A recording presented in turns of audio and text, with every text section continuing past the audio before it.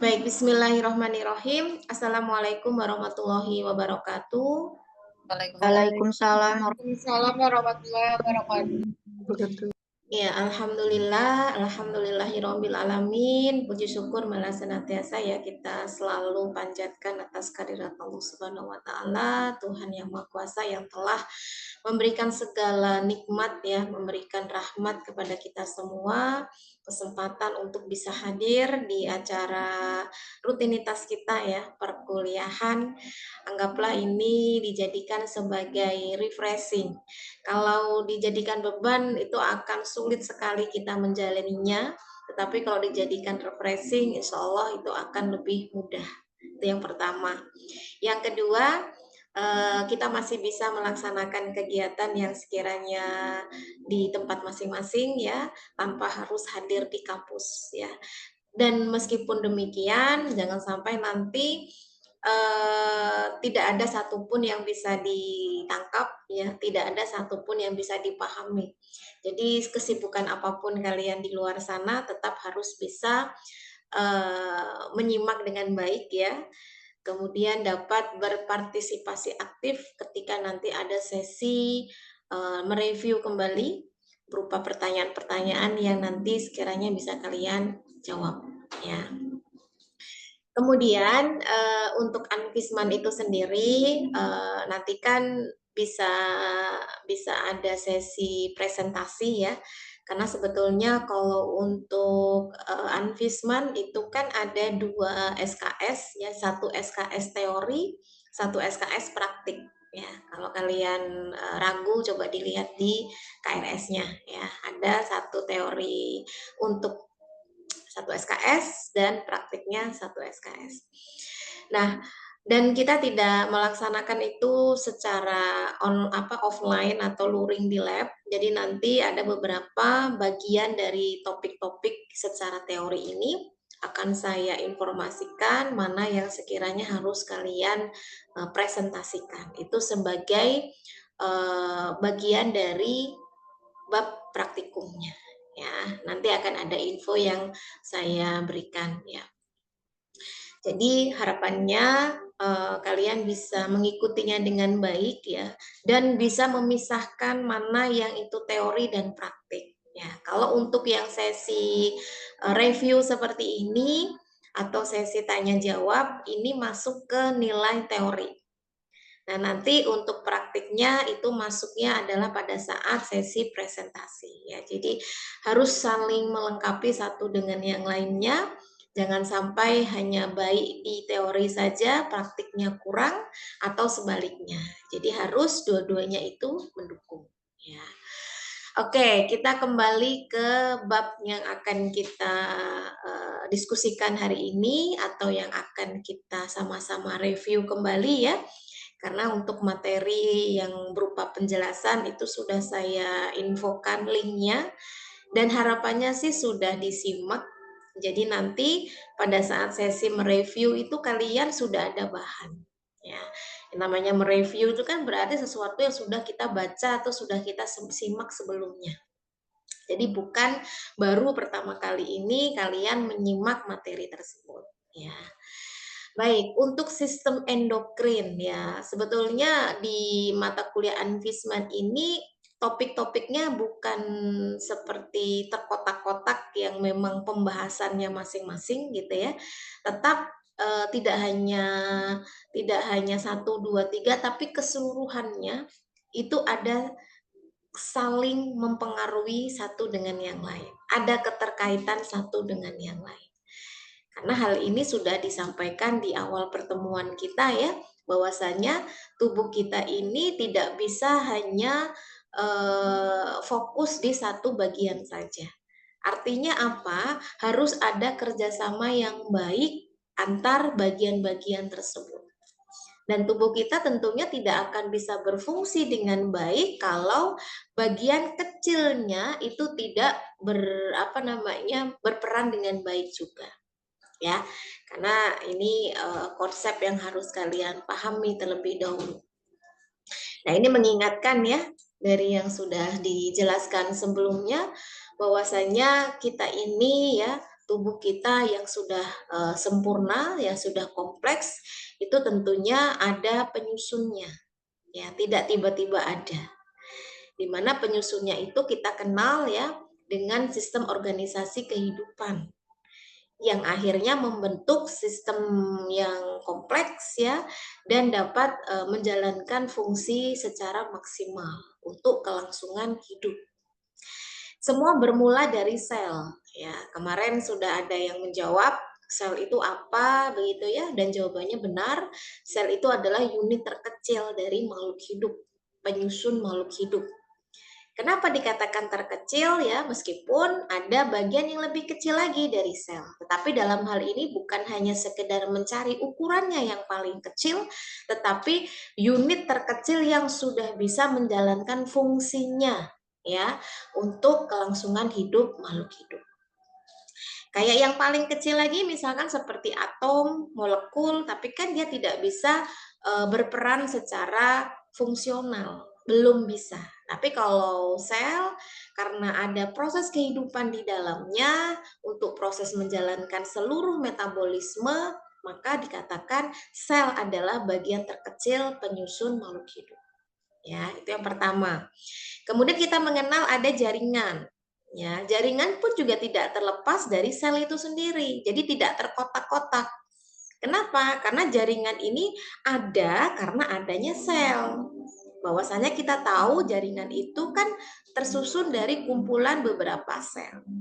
Logikanya kalau sel nggak ada, bagaimana jaringan itu akan terbentuk?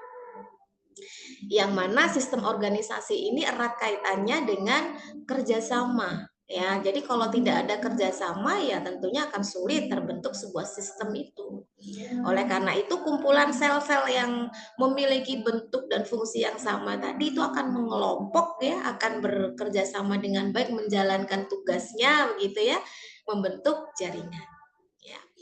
Nah, kemudian jaringan apakah sudah bisa menjadi bagian yang utuh terhadap makhluk hidup seperti manusia? Ya belum tentu. Artinya dalam hal ini harus ada pembentukan yang lebih sempurna lagi. Tidak mungkin kan tubuh kita hanya terbentuk satu jaringan saja, ya. Akhirnya harus ada organ. Nah, organ pun juga tidak akan bisa terbentuk tanpa adanya jaringan dan sel. Sangat tidak mungkin. Kenapa? Karena organ ini kelanjutan, ya, kumpulan beberapa jaringan yang keywordnya adalah bisa bekerja sama ya untuk melakukan fungsi kerja tertentu. Kemudian membentuklah sistem organ yang di dalamnya ada beberapa organ-organ yang memiliki fungsi yang sama. Ya, kenapa dikatakan fungsi yang sama? Kan ada fokus-fokus yang memang itu harus ada di dalam tubuh kita. Karena harus ada pembagian-pembagian kerja, kan begitu. Misal ada bagian yang bertugas untuk sistem respirasi, ada yang bertugas untuk sistem pencernaan. Itu organnya nggak boleh ketukar-tukar, gitu ya. Adalah hari ini saya paru-paru untuk pernapasan, besok paru-paru untuk pencernaan, nggak bisa. Karena semuanya sudah ada tugasnya masing-masing. Ya, sistem reproduksi juga begitu, sistem-sistem yang lain karena banyak ya sistem penyusun tubuh kita. Baru sistem-sistem itu saling berkoordinasi, saling bekerja sama ya, membentuklah organisme utuh ya ini makhluk hidup seperti manusia. Ini adalah sistem organisasi kehidupan yang secara filosofi bagus banget untuk kita memahami arti hidup yang sebenarnya ya. Jadi kita tidak bisa bekerja sendiri, tidak bisa melakukan itu sendiri sekuat sehebat apapun kita tetap butuh orang lain ya untuk bisa saling bekerja sama dan berkolaborasi. Tidak ada yang paling hebat di antara kita. Karena prinsip paling hebat di sini kita hapus palingnya, tetapi kita sama-sama untuk menghebatkan prosesnya dengan kita mengakui harus ada kerjasama di antara kumpulan orang-orang tersebut. Kan begitu, ya. Jadi istilahnya tidak ada ingin yang paling terdepan, ya. Tetap harus ada kerjasama yang itu dari beberapa orang lainnya gitu ya. Jadi ini sebetulnya filosofi yang sangat bagus kalau kalian memaknainya itu dengan baik, maka kita tidak ada istilah kesombongan dalam diri kita. Ya, apa sih arti sombong kalau kita sendiri aja nggak bisa melakukan hal itu sendiri? ya. Semua butuh bantuan. Emang bisa kalian kayak tumbuhan yang bisa membuat makanan sendiri, tetap kan kalian butuh bahan lain untuk diolah, tidak bisa diambil dari badan kalian sendiri. Itu hal kecilnya saja. Atau mungkin bernapas, ada yang merasa sombong gitu ya, tidak butuh yang lain, ya oke, oksigennya ditiadakan. Bisa nggak kita hidup? Nggak mungkin ya.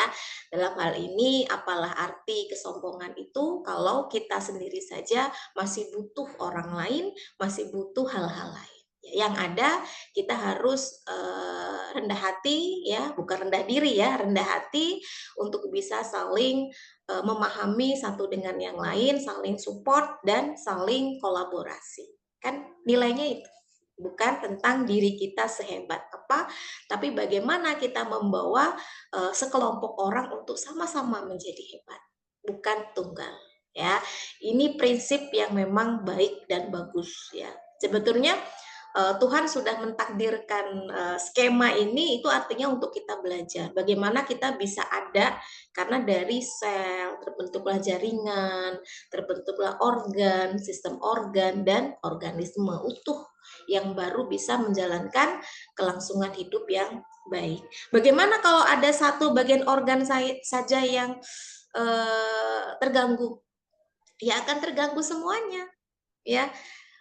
Jangankan untuk satu organ, satu sel aja yang mengalami kerusakan itu kalau nggak segera ditangani itu akan menyebar dan akhirnya akan menimbulkan kerusakan yang lebih parah. Ini mengingatkan saja ya terkait sistem organisasi kehidupan. Nah, tadi saya menyebutkan tubuh kita itu terdiri dari sistem-sistem yang punya peran dan fungsinya masing-masing. Ya, ada sistem muskular, ya, ada sistem skeletal, ada sistem sirkulatori, ya, ada sistem syaraf, ada sistem imun, ada sistem pernafasan, endokrin yang akan kita bahas hari ini, atau sistem pencernaan, sistem ekskresi, dan sistem reproduksi. Ya, jadi yang harus kita syukuri adalah kita memiliki semua sistem itu. Jadi kalau nggak ada satu saja sistem, mungkin kita belum bisa disebut sebagai makhluk hidup yang utuh. Ya, artinya semua harus berjalan dengan semestinya. Ya, itu yang wajib kita syukuri. Baik, kita masuk ke sesi pertanyaan ya. Jadi dalam sistem endokrin ini erat kaitannya dengan sistem koordinasi. Ya, koordinasi itu kerjasama itu tadi. Makanya dari tadi saya menyebut istilah kerjasama, kerjasama, kerjasama. Karena memang endokrin ini implikasi dari koordinasi itu tadi. Ya, jadi tanpa adanya koordinasi, tentu sistem endokrin tidak akan bisa berjalan dengan baik. Nah, terdapat dua sistem koordinasi, ya. Yang pertama sistem saraf, yang kedua sistem hormon. Sistem hormon termasuk ke dalam sistem koordinasi. Nah, jelaskan pengertian masing-masing ya, sistem saraf itu apa, sistem hormon itu apa ya, dan karakteristiknya bagaimana keduanya. Nanti kalian akan tahu bedanya meskipun sama-sama sebagai sistem koordinasi. Oke, di sini saya persilahkan yang saya sebut namanya bisa menjawab ya. Yang pertama atas nama Gita. Kemudian yang kedua Feby. Gita dan Feby ada? Ada, Bu. Oke, baik. Silahkan Gita. Baik, Bu. Saya di sini akan menjelaskan pembeda antara sistem endokrin dan sistem saraf. Pembeda dari sistem endokrin, cara komunikasinya hormon, sedangkan sistem saraf impuls saraf. Transmisinya sistem endokrin aliran darah, sedangkan sistem saraf serabut neuron.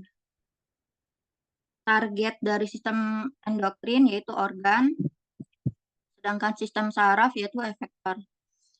Efek dari sistem endokrin tersebar luas, sedangkan sistem saraf setempat. Respon dari sistem endokrin lambat, sedangkan sistem saraf cepat. Durasi dari sistem endokrin yaitu responnya jangka panjang, sedangkan sistem saraf responnya jangka pendek. Efek dari sistem endokrin yaitu permanen, sedangkan sistem saraf temporer. Baik, Bu, terima kasih. Oke, baik, dilanjut. Feby, silakan. Izin menjawab, Ibu. Untuk sistem saraf adalah jaringan kompleks yang terdiri dari otak, sumsum tulang belakang, dan saraf-saraf yang berfungsi untuk menerima rangsangan, memproses informasi, dan mengirimkan respons ke seluruh tubuh. Untuk karakteristiknya sendiri itu cepat, spesifik, bersifat sementara, menggunakan neurotransmitter, dan pusat koordinasi utama. Untuk sistem hormon sendiri adalah jaringan kelenjar yang menghasilkan dan melepaskan hormon ke dalam aliran darah untuk mengatur fungsi tubuh yang lebih lambat dan lebih berkelanjutan, seperti pertumbuhan, metabolisme, dan reproduksi. Untuk karakteristiknya sendiri lambat, pengaruhnya lebih luas, bersifat jangka panjang, menggunakan hormon sebagai pesan, dan tidak memerlukan rangsangan langsung. Cukup, Bu. Oke, baik. Terima kasih Gita dan Feby ya. Ini dua hal yang harus betul-betul kalian pahami. Jadi jangan sampai nanti kalian masih bingung dan mungkin keselip ya antara dua pengertian. Meskipun kedua-duanya ini merupakan sistem koordinasi ya.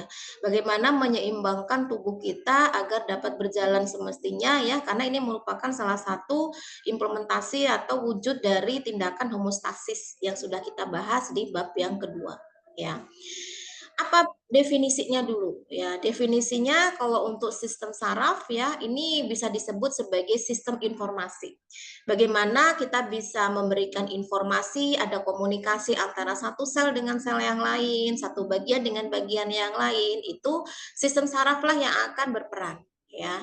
Makanya sistem saraf itu erat kaitannya dengan sistem informasi yang terintegrasi, di mana dia akan menerima informasi, akan mengolahnya, akan menentukan respon, dan memberikan perintah ke setiap organ mau melakukan apa sih, kan begitu. Kapan tubuh kita itu butuh nutrisi, kapan tidak butuh, itu semua dikomunikasikan. Kapan hormon insulin itu perlu dikeluarkan, kapan yang perlu dikurangi, itu semua harus ada komunikasi. Karena tidak boleh dalam kondisi yang berlebihan bahkan kekurangan. Jadi harus dalam kondisi yang stabil ya, atau yang kita kenal dengan homeostasis. Nah, untuk sistem yang endokrin, apakah memiliki pengertian yang sama? Tentu ada perbedaannya, meskipun sama-sama sebagai sistem koordinasi. Tetapi dalam hal ini, kalau untuk yang sistem saraf itu prosesnya itu dapat dilihat dengan tahap-tahap yang mungkin jelas, begitu ya. Tapi kalau sistem endokrin itu berbeda. Ya, kalau endokrin ini kita kenal juga sebagai sistem kelenjar tanpa saluran. Oleh karena itu, untuk produksi dari endokrin itu sendiri ya, yang berupa hormon, itu dia tidak ada saluran khusus atau tidak ada tempat khusus ya. Makanya disebut dengan saluran buntu begitu. Namun bukan berarti tubuh kita tidak bisa menghasilkan hormon. Tetap bisa, tapi dalam hal ini langsung dialirkan atau tersirkulasi melalui aliran darah ya. Oleh karena itu memang darah selain sebagai tempat untuk kita bisa berespirasi dengan baik, mengedarkan sari-sari makanan di dalam tubuh kita ya, karena kan darah kita juga mampu untuk mengikat oksigen begitu. Nah, selain itu juga sebagai tempat beradanya hormon begitu ya.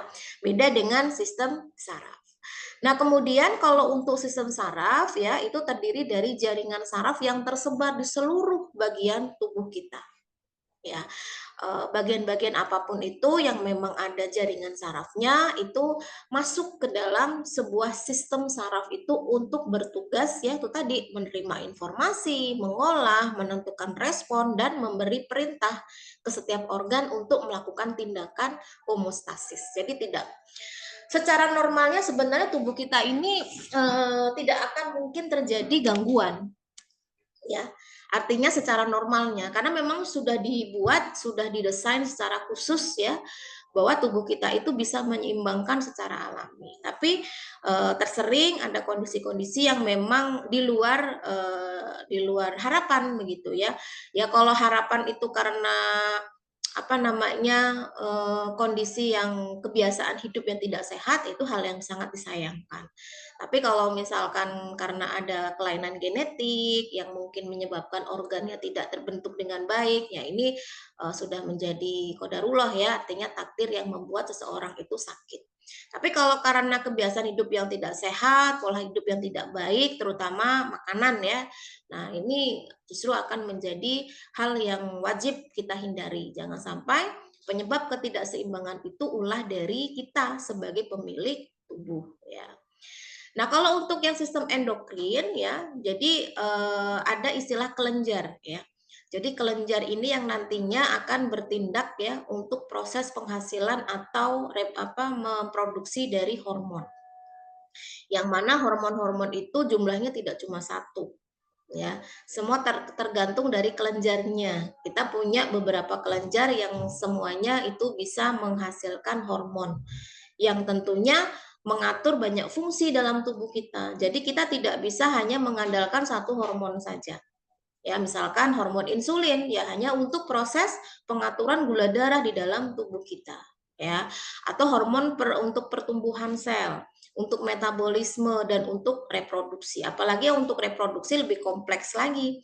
Kenapa saya katakan kompleks? Karena semua tergantung dari gendernya, apakah dia laki-laki atau perempuan. Tentu memiliki hormon yang berbeda-beda sesuai dengan speknya masing-masing, ya, fungsinya masing-masing. Baik, itu sebagai pengantarnya ya. Jadi harus paham dulu perbedaan antara sistem saraf sama sistem endokrin. Nah, untuk kesempatan kali ini kita akan membahas yang terkait sistem endokrin. Ya. Nah, tadi sudah dijelaskan untuk perbedaannya ya. Jadi sebetulnya kedua-duanya ini alat komunikasi bagi tubuh kita ya, untuk menginformasikan apa sih yang kita butuhkan, untuk menginformasikan apa sih yang terjadi di dalam tubuh kita. Karena nggak setiap saat kita ini bisa memantau satu persatu bagian yang ada di dalam tubuh kita ya. Oleh karena itu butuh sistem endokrin dan sistem saraf untuk komunikasi. Kalau sistem endokrin ya komunikasinya itu berupa hormon, kalau sistem saraf itu berupa impuls saraf ya. Nah, kemudian kalau untuk sirkulasinya ya, untuk endokrin itu melalui aliran darah yang tadi disebutkan, kalau sistem saraf itu serabut neuron. Nanti kita akan belajar di bab tersendiri terkait sistem saraf. Kalau untuk target sistem endokrin itu dikeluarkan oleh kelenjar yang nantinya akan ditujukan kepada organ-organ yang membutuhkan. Organ-organ yang memang fungsinya terkait proses tertentu yang butuh hormon tersebut. Ya, jadi nggak organ itu yang butuh hormon, organ itu pula yang menghasilkan, belum tentu. Ya, karena semuanya harus ada kerja sama. Sedangkan kalau sistem saraf itu bukan organ tapi berupa efektor. Efektor itu bisa berupa otot atau kelenjar ya. Kemudian efeknya kalau untuk sistem endokrin itu tersebar luas ya. Kemudian kalau sistem saraf itu setempat lokal ya. Karena tergantung dari kebutuhannya. Kemudian untuk responnya lebih cepat yang mana? Ya tentu sistem saraf. Kita ada beberapa kondisi yang harus sistemnya harus cepat ya. Kalau endokrin itu berproses dia. Tidak bisa dibentuk dalam kondisi tertentu yang itu butuh waktu gitu ya. Misalkan hormon untuk reproduksi ya kan, hormon reproduksi itu sudah bisa dibentuk ketika seseorang itu sudah dikatakan dewasa kan begitu. Sedangkan kalau masih bayi, masih anak-anak itu belum bisa menghasilkan atau mensekresikan hormon reproduksi, belum matang begitu ya. Sedangkan kalau untuk saraf dari bayi itu harus sudah berkembang sarafnya. Makanya pertama kali yang bidan lakukan ketika proses lahiran itu yang dicek adalah kepekaan terhadap lingkungan bagi bayi tersebut untuk mengetahui apakah sarafnya sudah tumbuh dengan baik. Tapi bukan sesuatu yang dipaksakan ya, karena ada beberapa tradisi yang membuat bayi itu sengaja kaget gitu ya. Jadi bahasanya tuh digebrak gitu ya. Jadi ditaruh di tempat yang itu bisa menimbulkan bunyi yang keras, itu harapannya sih bisa membuat kaget dan itu bisa melatih. Tapi ternyata itu juga bukan hal solusi yang baik karena untuk mengetahui kepekaan saraf itu tidak harus dengan hal seperti itu. Karena itu justru malah membahayakan ya. Kemudian durasinya kalau untuk endokrin itu jangka panjang ya sampai akhir hayat. Namun ada beberapa juga hormon yang hanya berperan itu dalam usia-usia tertentu. Nah, nanti ada beberapa perbedaan-perbedaan ya hormon-hormon apa saja. Kemudian kalau untuk saraf itu responnya jangka pendek ya. Efeknya kalau untuk endokrin itu permanen, kalau untuk saraf itu temporer atau sementara. Nah, ini perbedaan-perbedaan antara kedua sistem komunikasi di dalam tubuh kita, baik itu endokrin maupun saraf. Nah, ini gambaran saja tadi ya. Jadi ada bagian endokrin yang nantinya akan menghasilkan hormon ya, atau yang kita kenal sebagai kelenjar, di mana nanti kelenjar itu akan merilis hormon dan lalu langsung dialirkan ke pembuluh darah. Ya, jadi tidak ada saluran khusus ya atau tempat-tempat khusus, tapi langsung dirilisnya itu ke aliran darah. Nah, dari aliran darah itu bisa langsung menuju ke sel target atau organ target. Ya itulah hebatnya tubuh kita ya, walaupun sama-sama semuanya itu dialirkan ke darah, tapi sudah tahu peruntukannya, jadi tidak mungkin salah alamat ya. Jadi nggak mungkin ada bagian-bagian organ yang menerima hormon yang itu bukan kepentingannya atau bukan peruntukannya. Oke, nah sekarang kita masuk ke pertanyaan yang kedua ya, apa fungsi sistem endokrin ya? Di sini saya persilakan atas nama Revo, kemudian ada Sandy. Ya. Silakan. Baik, Ibu izin menjawab. Secara umum, sistem endokrin mengatur berbagai fungsi tubuh melalui pelepasan hormon seperti metabolisme, tumbuh kembang, fungsi dan reproduksi seksual, tekanan darah, nafsu makan, dan siklus tidur. Namun, setiap hormon yang dihasilkan dalam sistem endokrin mempunyai fungsi yang berbeda tergantung dari kelenjar mana hormon tersebut dihasilkan. Terima kasih, Ibu. Oke, baik. Silakan Sandy. Jawab Ibu, fungsi sistem endokrin yaitu ada sebagai regulasi metabolisme, yang kedua pertumbuhan dan perkembangan, yang ketiga sebagai reproduksi, kemudian yang keempat respon terhadap stres, yang kelima pengaturan keseimbangan cairan dan elektrolit. Sudah Bu, terima kasih. Oke, baik. Terima kasih atas jawabannya Revo sama Sandy ya. Apa yang disampaikan tadi itu sebenarnya sudah mewakili ya fungsi sistem endokrin, karena memang yang dari awal itu dibahas adalah peran ya fungsi dari endokrin itu. Namun ada beberapa istilahnya secara umumnya begitu ya, yang memang itu yang akan menjadi pembeda dengan sistem-sistem yang lain ya. Yang jelas kalau untuk kaitannya dengan fungsi secara umumnya itu sebagai sistem koordinasi ya, sistem komunikasi yang itu juga berpengaruh besar ya dengan keseimbangan atau yang kita kenal sebagai homeostasis. Bagaimana di dalam tubuh itu bisa berfungsi ya? Yang jelas harus dikeluarkan dulu hormonnya. Karena sistem endokrin ini tanpa arti kalau tidak ada hormon yang dirilis atau hormon yang dihasilkan ya. Nah, perilisan atau pelepasan hormon ini tergantung dengan kebutuhan. Apakah untuk metabolisme, apakah untuk tumbuh kembang atau untuk reproduksi ya. Bahkan tekanan darah kita pun juga diatur oleh hormon. Ya, nafsu makan dan siklus tidur ya, karena dalam hal ini apapun yang berkenaan dengan kelangsungan hidup manusia tidak akan lepas dari pantauan hormon ya. Jadi hormon itu bisa dikatakan sebagai pengendali ya, kapan harus dilepas, kapan harus dikurangi begitu. Artinya ya jangan menambah beban kerja dari hormon ya. Kalau sekiranya memang kita rasa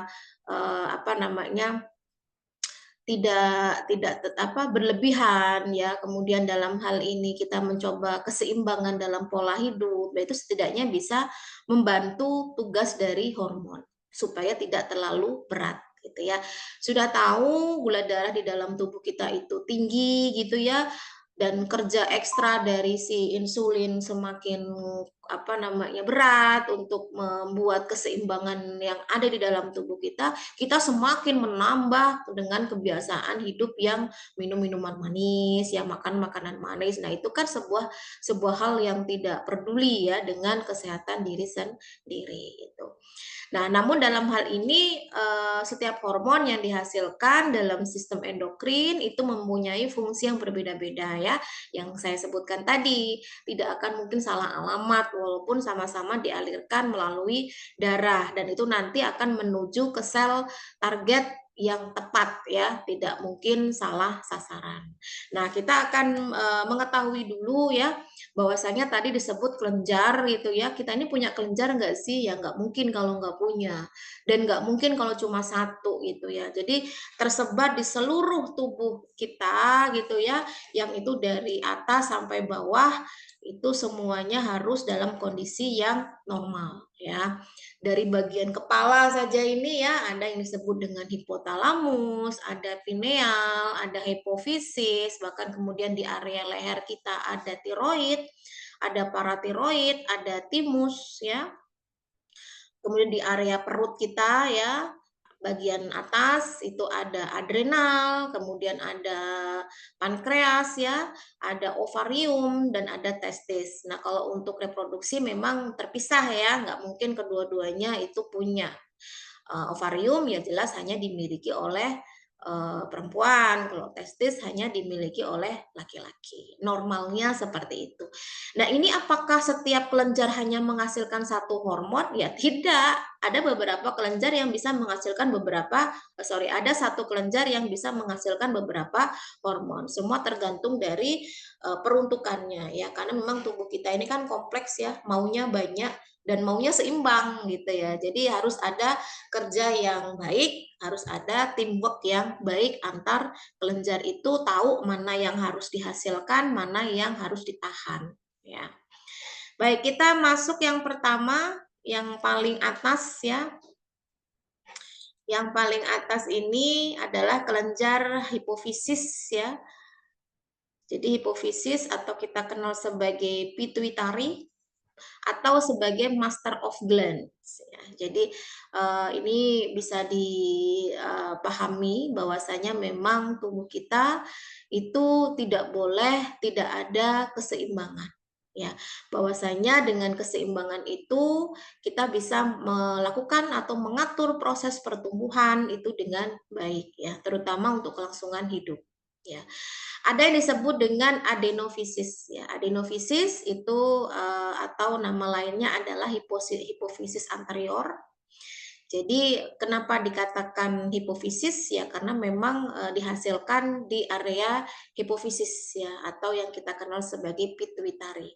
Nah, hormon yang dihasilkan ini nantinya itu banyak dilibatkan ya dalam proses pengaturan pertumbuhan, reproduksi, dan masalah stres ya. Jadi apapun yang berkenaan dengan aktivitas manusia memang tidak lepas dari peran dari hormon itu. Yang pertama ada yang disebut sebagai hormon STH ya, atau kalau dipanjangkan namanya somatotrof hormon. Nah, sekarang coba siapa yang bisa menjelaskan ya, apa itu hormon STH, fungsinya, kemudian bagaimana mekanisme kerjanya ya. Baik, di sini atas nama Dewi. Kemudian yang kedua ada Via. Silakan. Baik Ibu, terima kasih izin menjawab untuk fungsi STH-nya. Yang pertama, untuk memacu pertumbuhan, terutama pada peristiwa osifikasi pada cakra epifise. Yang kedua, mengatur metabolisme lipid dan karbohidrat. Terima kasih, Bu. Oke, baik. Kemudian Via, silakan.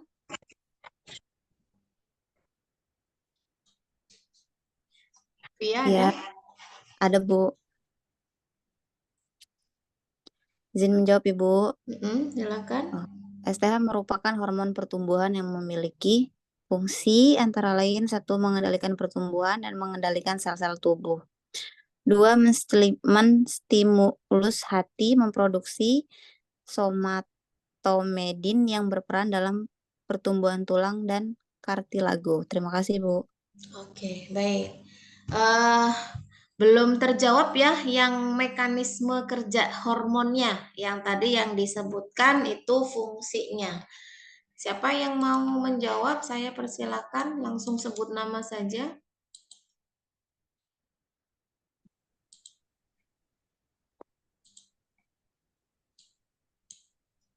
Saya, Bu.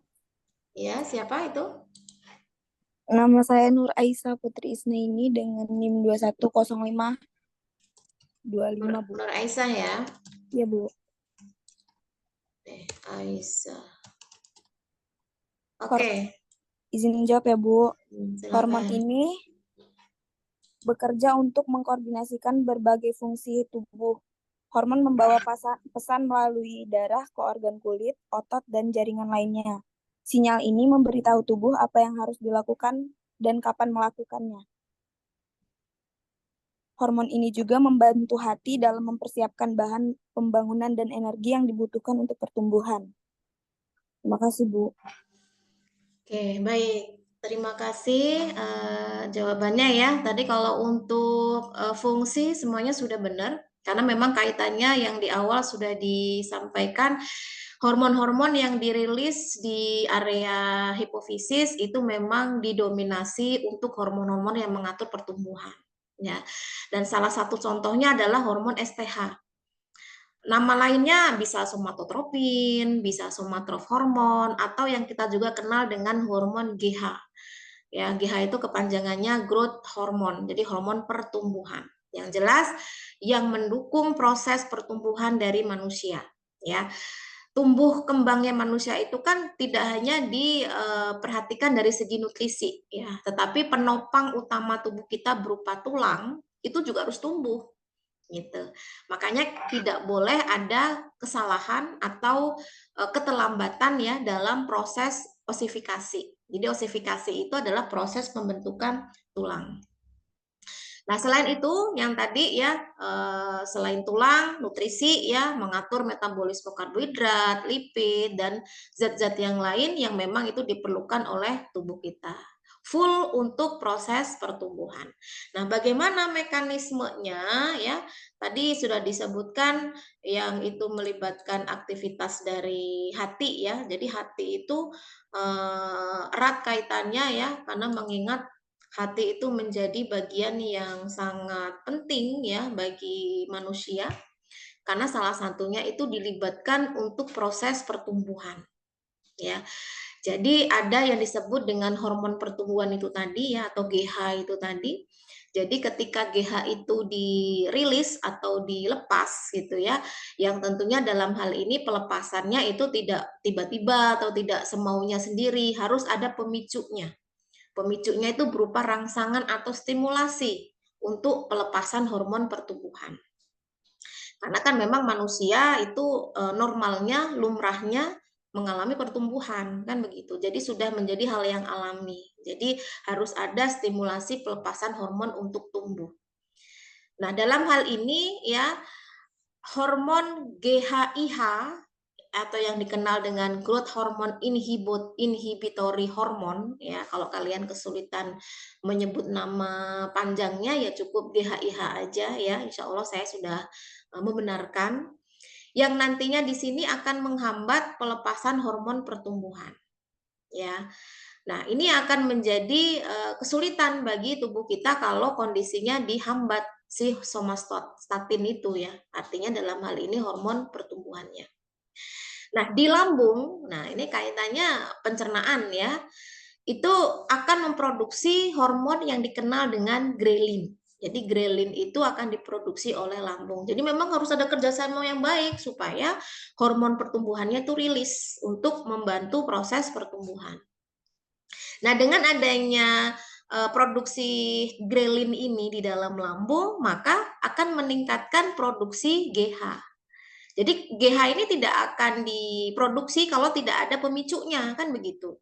Akhirnya apa? Dengan bertambahnya grelin di dalam lambung itu sehingga akan memicu produksi GH, hormon pertumbuhan itu meningkat gitu ya. Akhirnya akan meningkatkan asupan makan dan mengurangi metabolisme gitu. Dan dalam hal ini akan menyebabkan energinya menjadi turun. Nah, kemudian setelah kondisinya sudah stabil ya, maka lambung akan memproduksi leptin. Ini kebalikannya ya. Leptin ini yang nantinya akan menyebabkan produksi GH-nya turun. Sehingga akan mengurangi asupan makan dan meningkatkan katabolisme. Kebalikannya ya, energinya akan meningkat. Jadi sebetulnya yang tahu kondisi tubuh kita itu ya keseimbangan itu tadi, kapan saatnya diproduksi grelin, kapan saatnya diproduksi leptin, gitu. Kapan tubuh kita butuh asupan makanan, kapan tubuh kita sudah cukup, gitu. Jadi sebetulnya parameternya bukan masalah kenyang atau tidak kenyang. Karena kalau kita standarnya adalah kenyang, ya setiap orang level kenyang beda-beda. Padahal sebetulnya sudah overload gitu ya.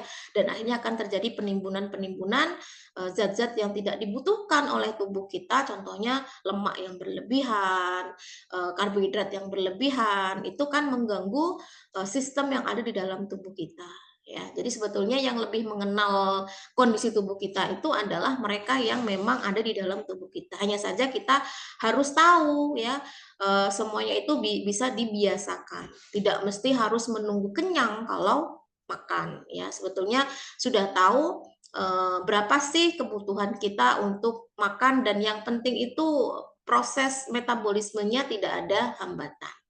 Nah, ini adalah contoh ya, contoh hormon pertumbuhan yang harus diproduksi ketika memang tubuh kita ada proses yang menuntut pertumbuhan itu terjadi, terutama pada usia anak-anak ya, usia bayi, balita, itu kan harus ada upaya untuk tumbuh kembangnya dengan asupan nutrisi. Ya, tapi kalau udah usia-usia kayak kalian, kayak saya, ini ya sudah tidak terlalu ngoyo untuk pertumbuhannya. Nanti yang ada salah sasaran, bukan kita gampang tumbuh ke atas, malah tumbuh ke samping, kan gitu ya. Karena kita sudah usia-usia yang sebetulnya hormon pertumbuhannya sudah tidak terlalu diperlukan ya, karena ada masanya. Oke, itu untuk hormon pertumbuhan. Nah, sekarang apakah kondisi itu selalu normal? Ya, belum tentu. Ya, karena ada beberapa kelainan-kelainan secara genetik atau kelainan-kelainan yang bisa ditimbulkan karena ada gangguan ya, yang kita kenal sebagai hipersekresi dan hiposekresi. Hiper itu artinya tinggi, hipo itu artinya rendah, artinya terlalu tinggi dan terlalu rendah. Jadi hormon somatotropin ini harus dalam kondisi yang seimbang, tidak boleh kurang, tidak boleh lebih. Nah, sekarang coba dijelaskan ya, apa itu hipersekresi, apa itu hiposekresi. Baik, di sini yang sudah raise hand atas nama Bilkis. Kemudian Lydia. Ada Lydia? Bilkis ada? Ada Bu, Lydia. Oke, silakan Bilkis, lalu bisa dilanjut oleh Lydia. Baik Bu, izin menjawab. Hipersekresi STH atau hormon pertumbuhan adalah kondisi di mana tubuh memproduksi hormon pertumbuhan secara berlebihan. Ini bisa disebabkan oleh tumor jinak pada kelenjar pituitari yang disebut adenoma. Sekian Bu.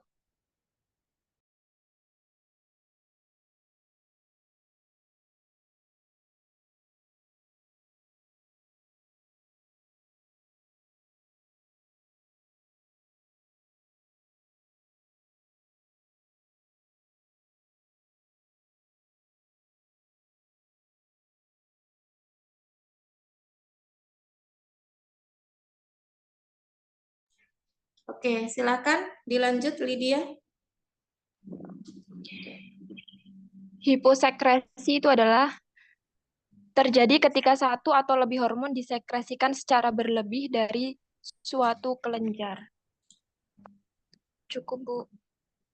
Oke, baik. Terima kasih atas penjelasannya ya. Sebetulnya tadi sudah di-spill ya, hiper itu berarti jumlahnya berlebihan, hipo itu berarti kekurangan ya.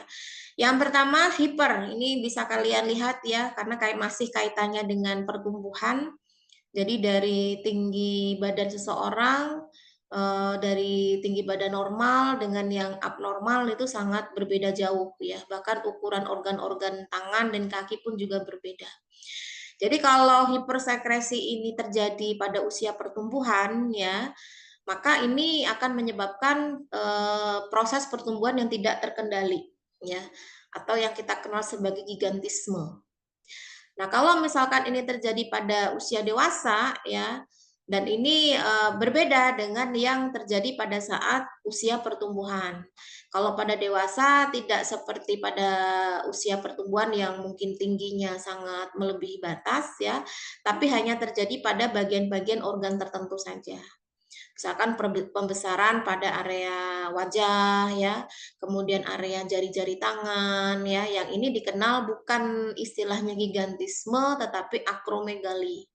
Yang mana terjadi pada usia dewasa itu ya di atas 25 tahun ya. Tapi kalau untuk usia pertumbuhan yaitu di bawah 25 tahun ya. Artinya ini berpengaruh besar terhadap tinggi badan seseorang.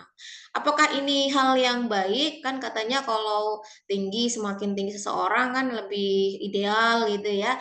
Ya kalau masih dalam kondisi yang wajar sih tidak masalah. Tapi kalau sampai itu mengganggu keseimbangan kan masa otot kita, tulang kita itu kan ada batasnya ya. Karena dikhawatirkan kalau semakin tinggi beban yang ditopang oleh otot itu semakin besar. Artinya akan membuat kelumpuhan ya, membuat tidak bisa berjalan dengan normal begitu ya. Artinya dalam hal ini tetap sesuatu yang berlebihan itu tidaklah baik ya. Kalau hipo kebalikannya. Kalau hipo ini berarti jumlah dari hormon STH-nya itu terhambat ya atau berkurang gitu. Nah, ini menyebabkan bukan pertumbuhan yang semakin tinggi seperti gigantisme tadi atau akromegali tadi, tetapi mengalami yang disebut dengan kretinisme atau dwarfisme. Jadi pertumbuhannya itu terhambat ya. Mungkin di usianya bisa dikatakan normalnya adalah segini, tapi karena mengalami hiposekresi, dia ukuran tingginya dia minimalis kan begitu. Namun dalam hal ini bukan berarti dia mengalami gangguan dari sistem-sistem yang lain ya, misalkan sistem reproduksinya ya tetap normal begitu ya, tetapi mungkin untuk pertumbuhan tulangnya itu tidak senormal seperti yang lain. Apakah ini baik? Ya tentunya sesuatu yang kurang tentu tidak baik. Kalau kita berbicara masalah pertumbuhan kan berarti ada proses yang menghambat dalam penyerapan nutrisi. Ada kaitannya dengan pencernaan. Biasanya mereka akan kesulitan untuk menyerap nutrisi, ada gangguan dalam pencernaan dan lain-lain ya. Jadi dalam hal ini akan menimbulkan kelainan-kelainan yang tidak diinginkan ya. Oke, kemudian yang pertama STH, ya, yang kedua LTH. Ya, LTH itu kepanjangannya adalah luteotropik hormon. Silakan dijelaskan fungsinya apa, mekanismenya seperti apa. Atas nama Tasya, ada Tasya? Ada, Bu. Kemudian sama Amanda. Oke, silakan. Tasya. Fungsi LTH itu merangsang kelenjar mame atau kelenjar susu untuk menghasilkan air susu atau ASI. Lalu memacu ovarium untuk menghasilkan hormon estrogen dan progesteron. Udah, Bu. Oke, baik. Silakan dilanjut, Amanda.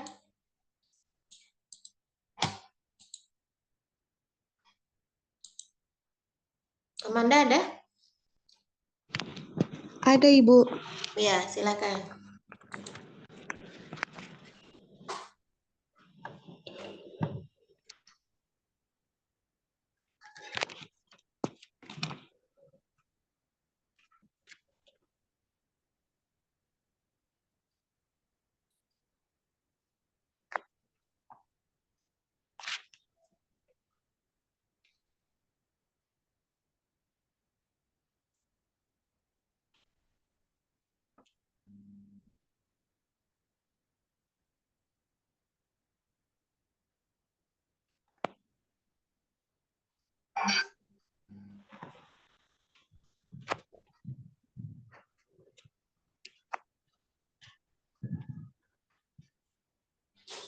Ya, bagaimana Amanda? Tunggu sebentar, Bu.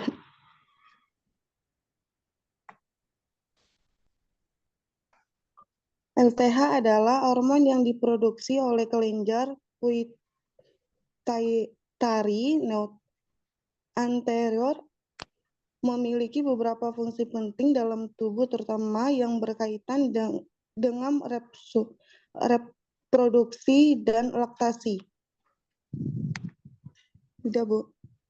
Oke, baik. Ya, LTH atau kepanjangannya adalah luteotropik hormon ya, atau nama lainnya prolaktin. Ini sudah dijelaskan ya di materi pengaturan keseimbangan untuk hormon prolaktin ya di pertemuan sebelumnya itu, bahkan sudah dijelaskan alurnya seperti apa begitu. Yang jelas LTH ini di dalam tubuh kita itu akan berfungsi ketika seseorang itu dinyatakan hamil ya, bagi perempuan itu sudah mulai disekresikan, dan jumlahnya semakin meningkat itu setelah bayi itu dilahirkan. Ya, kenapa? Karena hormon ini itu akan merangsang kelenjar mame ya, kelenjar mame yang memang itu sangat penting sekali untuk bayi ya, untuk nutrisi bayi yang nantinya akan menghasilkan ASI gitu.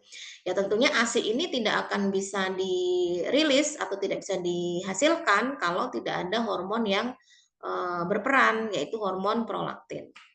Nah, selain itu juga untuk memacu ovarium ya untuk menghasilkan hormon estrogen dan progesteron. Nah, ada yang perlu dipahami ya dalam hal ini ya, bahwasanya area pada mamai gitu ya, kelenjar mamai ini prolaktin itu secara spesifik itu akan menstimulasi sintesis DNA ya, dan proliferasi sel epitel dan sintesis protein susu yang itu berupa kasein, laktalbumin ya, asam lemak bebas dan laktosa. Jadi memang harus ada kondisi yang siap. Ya kalau kelenjar yang lain atau bagian yang lain ya tidak bisa gitu ya. Makanya tidak mungkin salah alamat itu si hormon. Yang memang sasarannya adalah glandula mame, karena memang secara spesifik itu nanti akan membentuk gitu ya, atau mensintesis protein susu yang itu berupa kasein dan laktalbumin yang itu dalam bentuk ASI yang nantinya akan dikeluarkan ya. Nah ini gambaran ya, ini sudah dijelaskan kemarin bahwa saja memang ada rangsangan yang harus dilakukan ya sehingga prolaktin ini bisa diproduksi. Rangsangan itu berupa hisapan bayi ya. Makanya sebenarnya ketika kondisi ASI seseorang atau ibu itu belum keluar dengan maksimal ya, itu bukan berarti terus berhenti tidak diberikan kepada bayi ya, selama tidak ada kelainan khusus ya. Kalau kelainan khusus sih itu di luar normal, artinya harus ada penanganan medis tersendiri. Tapi kalau normalnya ya hal yang wajar kalau pertama kali itu jumlahnya masih sedikit ya. Nanti lama-kelamaan karena ada rangsangan hisapan bayi itu yang akhirnya akan memberikan informasi ya kepada hipotalamus ini untuk memproduksi prolaktin ya. Nah, kita tidak boleh dalam kondisi yang menekan si prolaktin itu supaya tidak keluar. Makanya kenapa seorang ibu yang baru melahirkan itu tidak boleh mengalami stres. Atau dalam bahasa kerennya itu baby blues ya. Karena itu semua akan menghambat prolaktin dengan adanya produksi yang dikeluarkan karena stres itu tadi berupa apa? Katekolamin dan dopamin. Jadi katekolamin dan dopamin ini merupakan hormon yang keluar saat stres. Nah, ini bisa menghambat sekresi prolaktin gitu. Nah, makanya dalam hal ini harus ada upaya untuk merangsang si prolaktin itu untuk keluar, yaitu berupa hisapan bayi itu. Jadi jangan dibiarkan terlalu stres, akhirnya nanti malah menghambat sekresi prolaktin dan ASI-nya tidak bisa dikeluarkan. Ya, ini sebetulnya relate dengan kerjasama yang baik antar keluarga gitu ya. Artinya dalam hal ini tidak boleh membiarkan ibu terlalu capek, terlalu lelah, kemudian ada tekanan dan lain-lain ya, sehingga bisa menyebabkan baby blues itu tadi, sudah ngelihat bayinya nggak suka gitu ya, atau malah membuat bayi itu tidak nyaman dan akhirnya ya prolaktin tidak bisa dikeluarkan. Nah, akhirnya dalam hal ini dengan adanya stres itu tadi ya itu akan menyebabkan penyempitan ya pada duktus atau kapiler-kapiler yang ada di bagian alveoli mammae, sehingga ASI yang dikeluarkan itu sedikit gitu. Tapi beda cerita kalau seandainya hisapan bayi yang dirutinkan gitu ya, akhirnya akan meningkatkan konsentrasi dan akan memperlebar duktus itu tadi, yang akhirnya hipotalamus kita akan memproduksi yang dikenal dengan PRRP ya, prolactin releasing peptide. Nah, inilah yang nantinya akan merangsang si hipofisis itu untuk mensekresikan prolaktin. Sehingga dengan adanya RP ini akhirnya prolaktin itu dapat dihasilkan dengan mengaktifkan sekresi alveolus ya, sekaligus mengeluarkan ASI itu tadi. Nah, ini sebetulnya harus ada saling itu tadi ya, bahwasanya dalam hal ini tidak hanya si ibu saja yang berjuang untuk mengeluarkan si ASI itu, tapi juga ada dari si bayi ya, secara alami memang bisa untuk menghisap ya. Jadi dalam hal ini ada kerjasama kedua belah pihak ya, sehingga merilis si prolaktin yang diinginkan. Ya. Oke, kemudian selanjutnya ini masih di hipofisis ya. Nah, tadi saya menyampaikan apakah satu kelenjar itu hanya menghasilkan satu hormon? Ya tidak, ada beberapa hormon. Ini contohnya ya.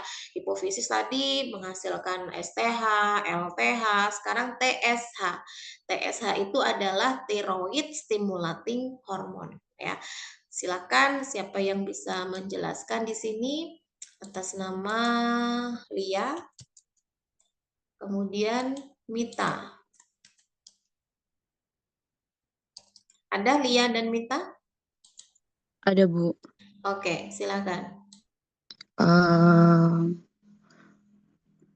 TSH atau thyroid stimulating hormone disebut juga triprotein glikoprotein yang disekresikan oleh bagian anterior dari kelenjar hipofisis yang didominasi oleh TRH dan faktor perifer yang didominasi oleh kadar hormon tiroid. TSH merangsang kelenjar tiroid untuk membentuk dan melepaskan hormon-hormon tiroid, berfungsi untuk memelihara pertumbuhan dan perkembangan kelenjar tiroid dan sebagai stimulator bagi sekresi hormon T4 dan T3 yang dihasilkan oleh kelenjar tersebut. Jumlah TSH menjadi salah satu penanda tinggi atau rendahnya hormon tiroid dalam tubuh. Terima kasih, Bu. Oke, baik, dilanjutkan Mita, silakan.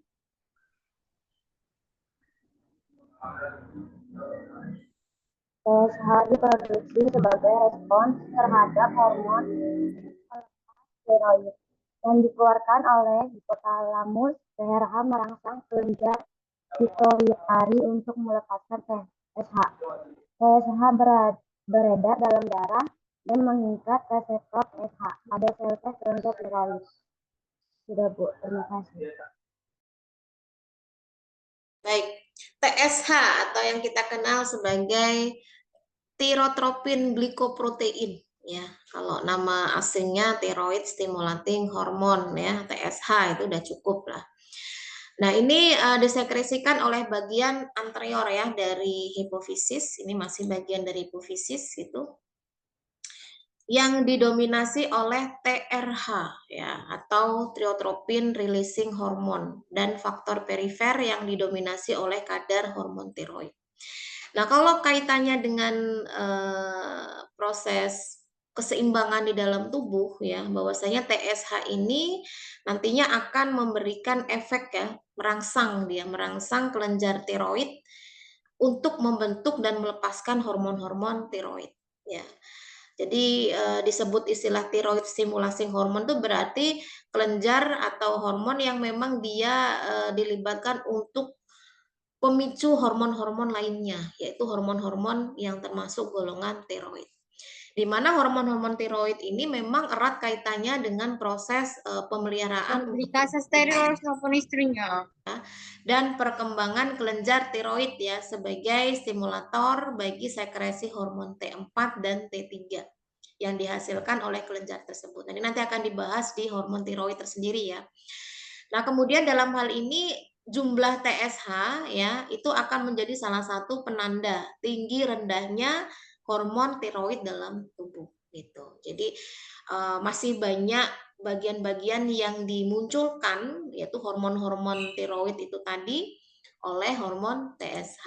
Nah, itu nanti akan ada pembahasan tersendiri di bagian hormon tiroid. Oke, kemudian selanjutnya masih tentang hipofisis ya, ACTH ya, adrenocorticotropic hormone ya. Silakan di sini yang sudah resen ya atas nama Putri. Kemudian Rindi. Ya, silakan Putri dan Rindi.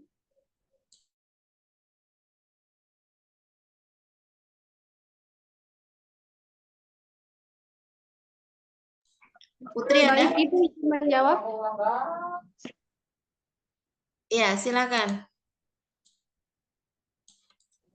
Fungsi ACTH yaitu merangsang kelenjar adrenal untuk melepaskan kortisol. Hormon ini mempengaruhi hampir semua organ dan jaringan dalam tubuh. ACTH juga berperan dalam metabolisme glukosa dan fungsi kekebalan tubuh. Udah Bu, sekian. Baik, silakan Rindi. Tadi Rindi boleh jawab. Oh, Rindi sudah ya. Putri berarti silakan. Izin menjawab, Ibu. ACTH merupakan hormon yang diproduksi oleh kelenjar pituitari dan berperan dalam merespons stres. ACTH juga berperan dalam ritme sirkadian pada banyak organisme. Mekanisme kerjanya, ACTH bekerja dengan cara merangsang kelenjar adrenal untuk memproduksi kortisol dan androgen. ACTH juga mempengaruhi sekresi hormon steroid melalui mekanisme jangka pendek dan jangka panjang. Terima kasih, Bu. Oke, baik. Hormon ACTH ya. Atau kita kenal juga sebagai adrenotropin atau kortikotropin. Nama lainnya banyak ini. Nah, ini merupakan jenis golongan dari kortikosteroid ya. Jadi fungsinya itu mensimulasi sekresi glukortikoid ya, misalkan seperti kortisol ya. Kemudian mengontrol sekresi aldosteron dan hormon steroid lainnya ya dalam korteks adrenal. Nah, kemudian kalau dilihat dari pengelompokannya ya, jadi ada 3 kelompok besar dari ACTH ini. Yang pertama ada glukokortikoid, yang kedua ada mineral kortikoid, dan yang terakhir ada gonakortikoid. Semua tergantung dari fungsi dan perannya masing-masing.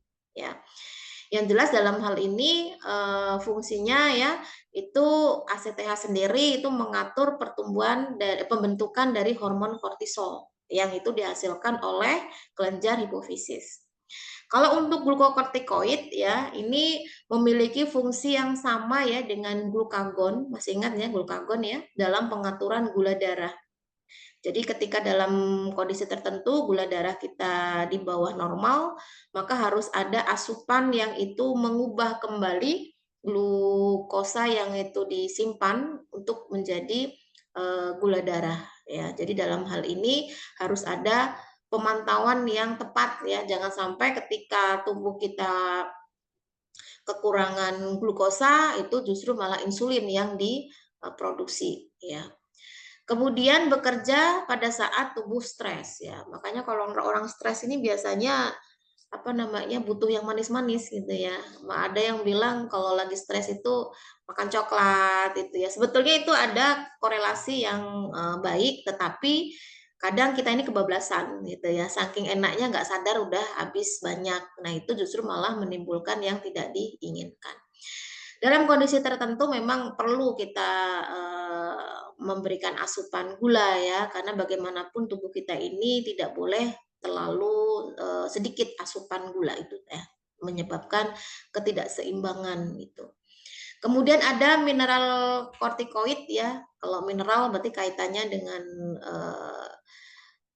pengaturan kadar garam ya di dalam darah itu melalui pengaturan ekskresi urin dan keringat. Itu nanti ada pembahasan tersendiri ya, bagaimana urin itu bisa diproduksi dan keringat itu bisa dihasilkan ya. Yang jelas itu adalah cara tubuh kita untuk menyeimbangkan untuk kadar garam di dalam darah ya. Mengatur keseimbangan ion Na dan ion K. Sedangkan kalau untuk gonad itu kaitannya dengan reproduksi secara sekunder ya. Kalau untuk wanita itu dirilis hormon estrogen dan progesteron. Kalau untuk pria itu testosteron. Ini adalah contoh-contoh hormon ACTH ya yang banyak dihasilkan ya, yang itu untuk mengatur pembentukan hormon kortisol yang memang diperuntukkan sesuai dengan kebutuhan. Masih tentang ACTH di sini ya, bagaimana yang terjadi atau apa yang terjadi kalau mengalami hipersekresi ACTH dan hiposekresi. Oke, di sini silakan atas nama Triska dan atas nama Elin. Ada Triska dan Elin? Ada, Bu. Sebentar ya, Bu. Oke.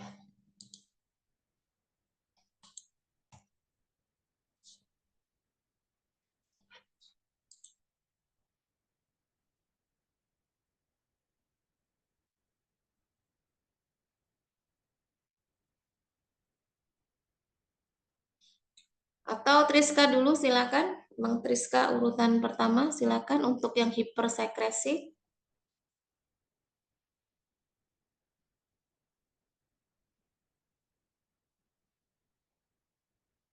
Sebentar ya, Bu.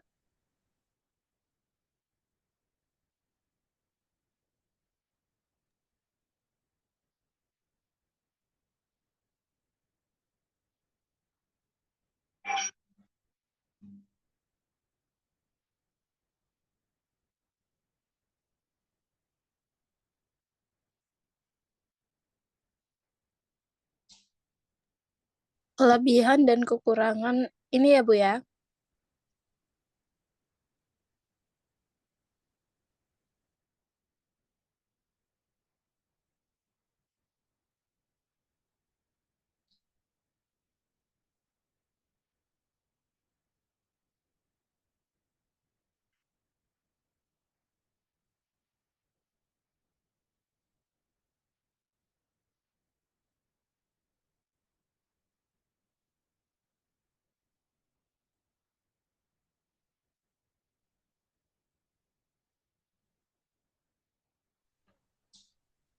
Assalamualaikum Bu, Elin izin menjawab. Ya, silakan. Hiposekresi ada terjadi ketika satu atau lebih hormon disekresikan secara berlebihan dari suatu kelenjar.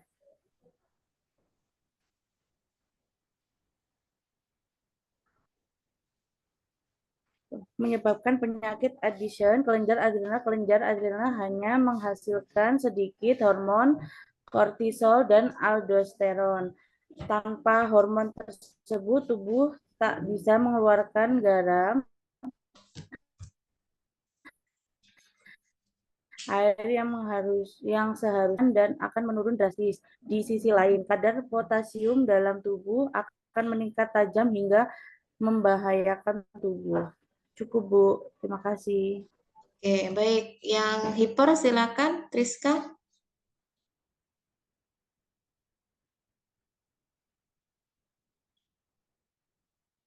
Sebentar ya, Bu.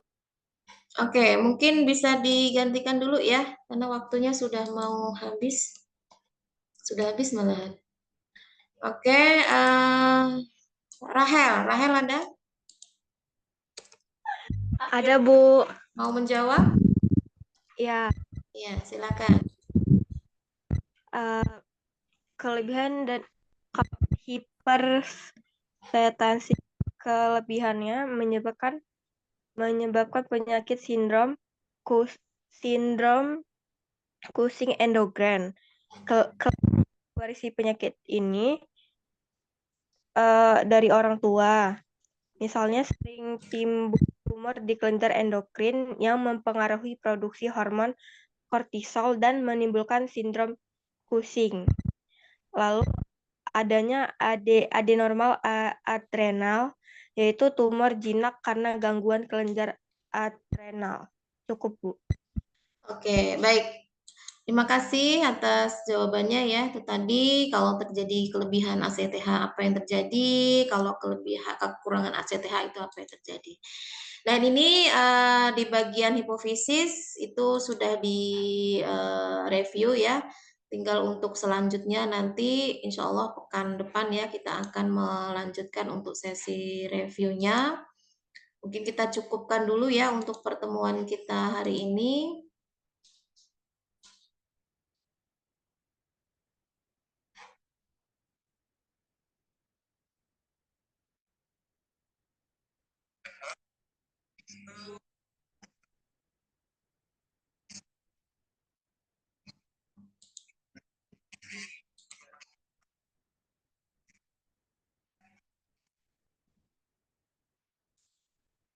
Oke, mungkin itu dulu karena saya ada kegiatan.